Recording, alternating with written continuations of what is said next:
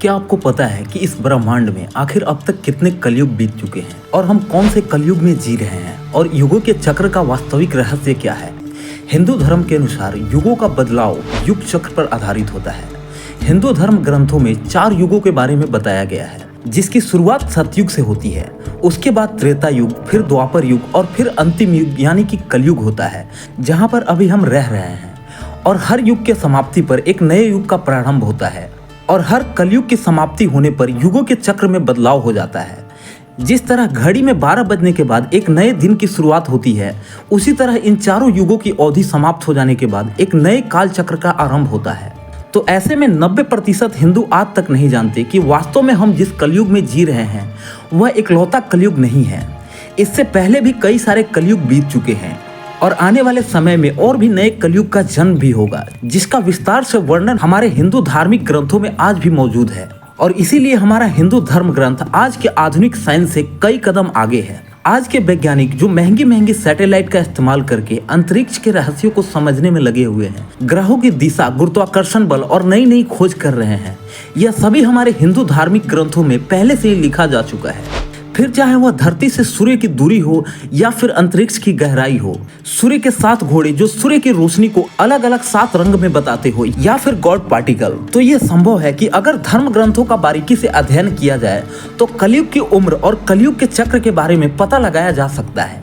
क्योंकि समय एक चक्र है जिसका पहिया लगातार घूमता रहता है और यह एक चक्र पूरा करने के बाद हमारे युग को बदल देता है। तो चलिए बताते हैं कि किस तरह हम गणना कर सकते हैं कि कितने कलयुग बीत चुके हैं और आज हम किस कलयुग में जीवित हैं।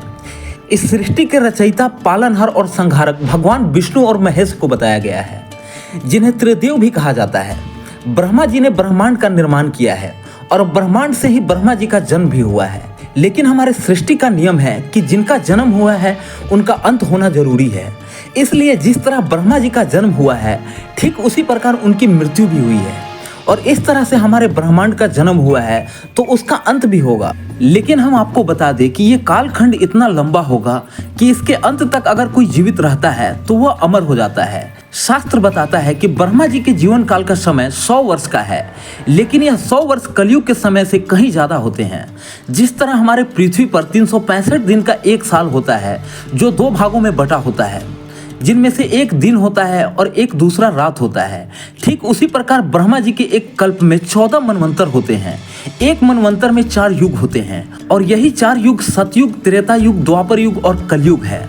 हमारा कलयुग 4,32,000 वर्षों का है।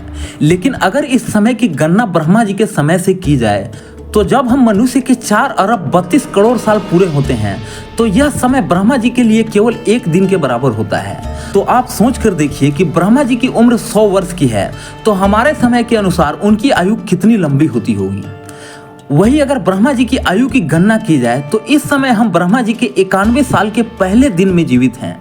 इससे पहले कब के 7वें मनवंतर का समय चल रहा है और यह 28वां महायुग यानी कि आज से पहले 2447 कलयुग बीत चुके हैं और हम 2448वें कलयुग में जीवित हैं।